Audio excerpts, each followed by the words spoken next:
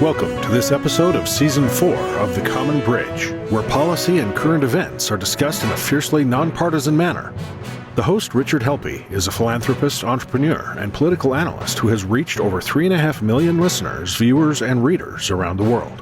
The Common Bridge is available on the Substack website and the Substack app. Just search for The Common Bridge. You can find the program on YouTube and wherever you get your podcasts.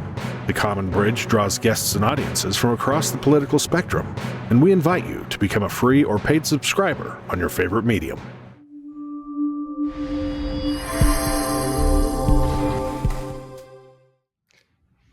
Hello, this is your host, Rich Helppie, host of The Common Bridge, and welcome to this special pre-midterm election episode for 2022. Of course, we've all been filled with messages of logic, reason, and emotion. And today we're just going to look at some of the many factors in this election as gleaned from advertisements, media reporting, and of course, social media.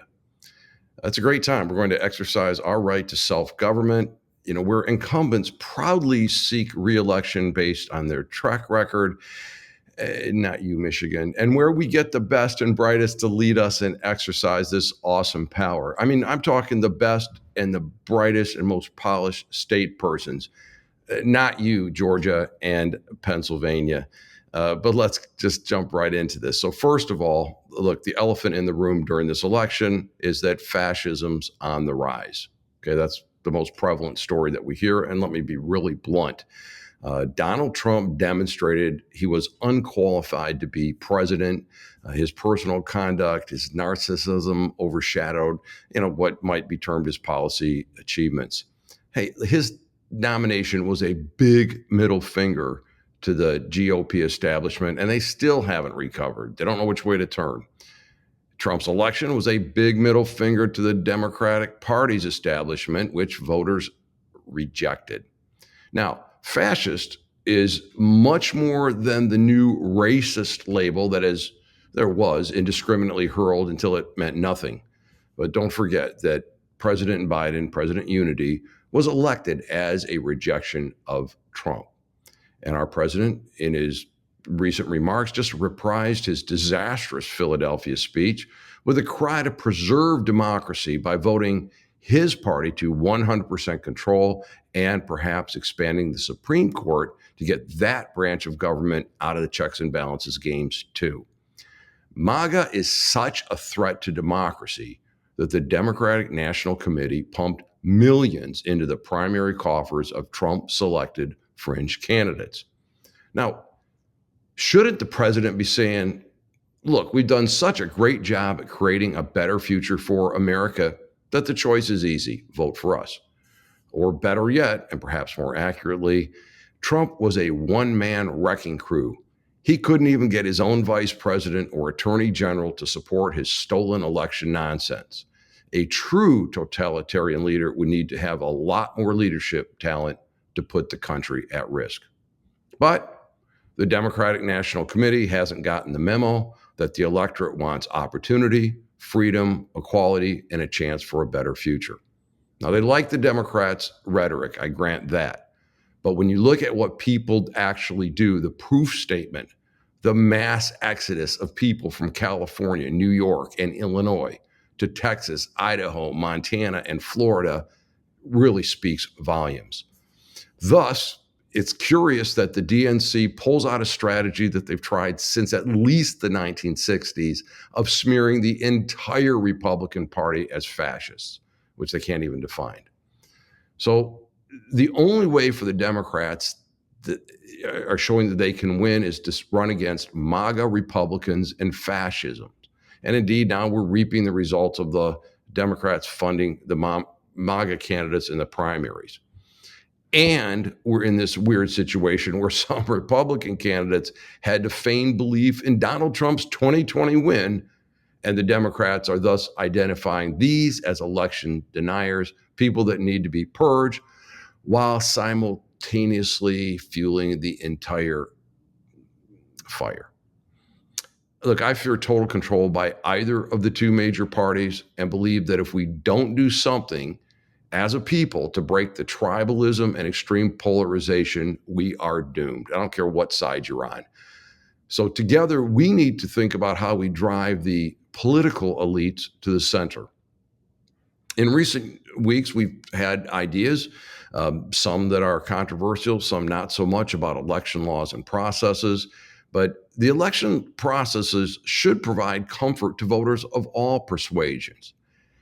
Isn't it odd that the voter suppression mantra isn't in the forefront that we heard so much about just 2 years ago? It's kind of like a preemptive election denying.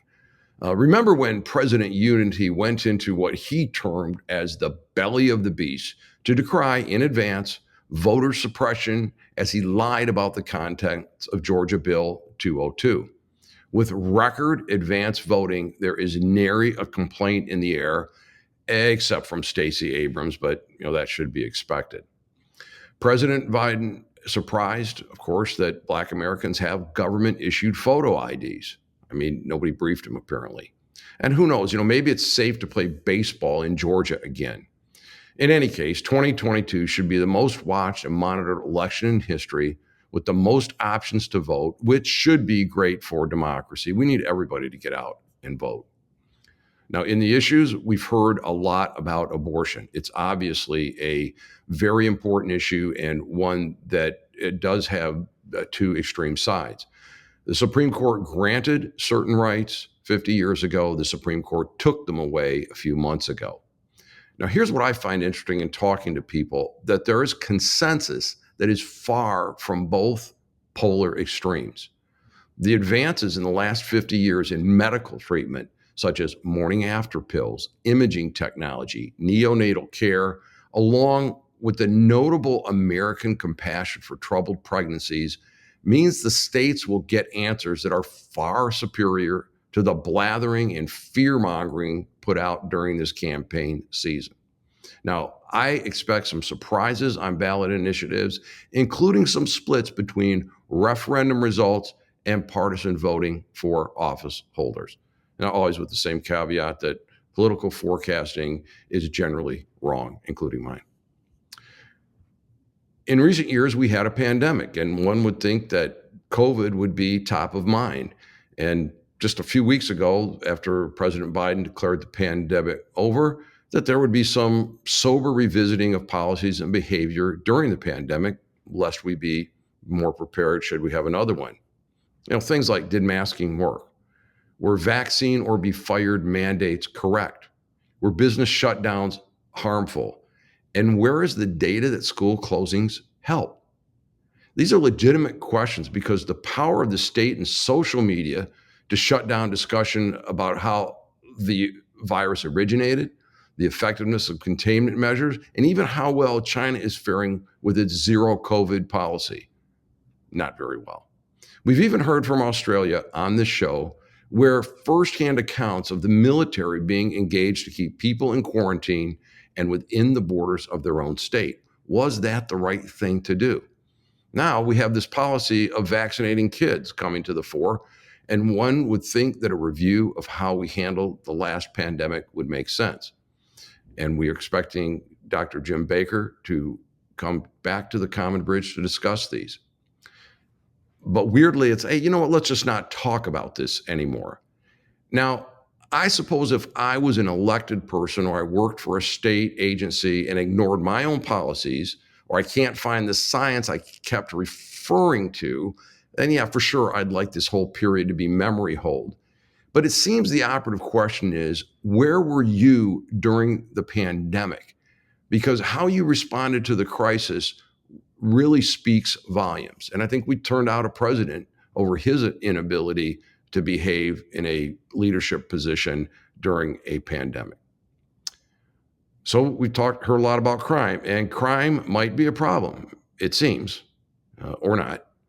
Now, one side might argue that the policies of defunding the police, bail-free releases of violent people, no arrest for public defecation, shoplifting, or squatting in a place no one has a legal right to be are great policies for a better, more just society. They just need more time to work. We need to do this more places for longer periods of time. That's one view. Others might argue that there is no way such policies can lead to a better society and want to increase what they term as public safety with strong policing, prosecution, and incarceration of those who are engaged in what used to be called criminal or at least antisocial behavior. In any case, maybe some of the residents of Portland, Oregon could weigh in. Now, speaking of crime, a despicable attack on the elderly Paul Pelosi is sickening enough. Naturally, our political system made it so much worse.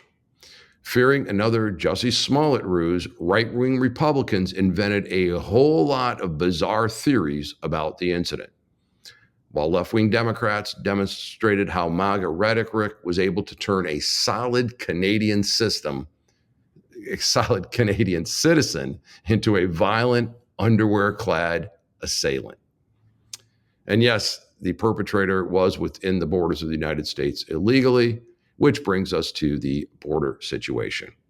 And the situation at the southern border comes up often, particularly in congressional races in South Texas, Arizona, and New Mexico. Now, according to certain political figures, there is no problem at the border or any problem with the legal entry, so there's really nothing to talk about. And others, notably Republican governors Ron DeSantis and Greg Abbott, continue to insist there remains a problem and send many new arrivals to the northeastern United States, where they are warmly welcomed, housed, fed, and employed. And of course, we have schools and parents. If a parent is concerned about sexual content for their little kids, does that make them a book-banning transphobe? It might. If a parent attends a school board meeting asking for accountability, is it time to sic law enforcement on them? I think you're going to find this to be a factor in elections. Moving to the international front, at the Ukraine, we have on-again, off-again objections to growing U.S. involvement. And I could think that I speak for most people when I say that with nuclear annihilation on the table, it's a great relief we don't have a loose cannon like Donald Trump in the White House. And I give cheers to our president for using the term Armageddon. It is that serious, and good for him for facing the problem. Now, when I think about how things are getting reported and how we get information, it's obvious that the entire situation could be so much easier and better if there was a working news reporting system. The politicization and polarization embraced by so many legacy outlets have destroyed their credibility. So I find it's always best to let stories rest a few days to see what might come out next. Tech censorship is destroying the new public square. Maybe we need a new Twitter-like service and just call it the echo chamber, where algorithms can ensure no countervailing facts or views ever enter one's mind. So this is, again, why I'm plugging for a new media model. Please come to Substack and get the readings and now the podcasts and video. What's missing in this political time? What you're not hearing about? Guns, same two extremes. States doing crazy things like no permitting, no training, and still others saying we need to take away guns from law-abiding people. Healthcare, not mentioned much, too tough to tackle. All's quiet on the January 6th front for the moment, except for Liz Cheney, I suppose. We're not hearing about the 2020 Summer of Love. Speaking of which, what the hell happened to BLM? Surely the issues are not solved. Also missing in action, Russia colluding with Donald Trump, Trump's trade deals, and the whole Afghanistan mess, how we got in, how we got out. So as we head into this election next Tuesday, I hope everybody will go out and vote. I hope that we will have confidence in what the outcomes are and none of this stolen election or voter suppression stuff, or we lose our democracy if my team doesn't win. And I've asked via Twitter and other forums, will you accept the results of the election? And I've asked people from all across the spectrum, and universally people agree, because all I get, no matter who I ask, is stony silence.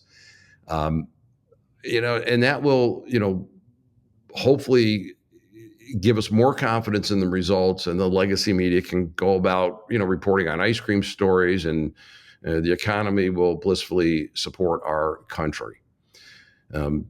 People ask me, well, how well do I think the polls are doing and how accurate are they? We don't know. There's so many moving parts, but I think one of the really key issues or key elements is going to be what young voters do. They're very difficult to poll because if you see a poll that says likely voters, one of the first questions to determine if someone's a likely voter is, did they vote in the last election? And obviously, if you were not of age at the 2020 election, you're going to fail on that test. So we shall see. In other words, let's all be calm. Let's all exercise our constitutional right and responsibility and see if we can't make this a better place. Remember, it's up to us to demand responsiveness from those that we elect. It's up to us to demand good reporting from those that report to us. And it's up to us to tell the government and big tech to quit censoring our ability to communicate. They're afraid of it, and there's a reason for it. And with that, this is Rich Helppie signing off on this editorial edition of The Common Bridge. Thanks for joining us on The Common Bridge. Subscribe to The Common Bridge on Substack.com or use their Substack app, where you can find more interviews, columns, videos, and nonpartisan discussions of the day. Just search for The Common Bridge. You can also find The Common Bridge on Mission Control Radio on your Radio Garden app.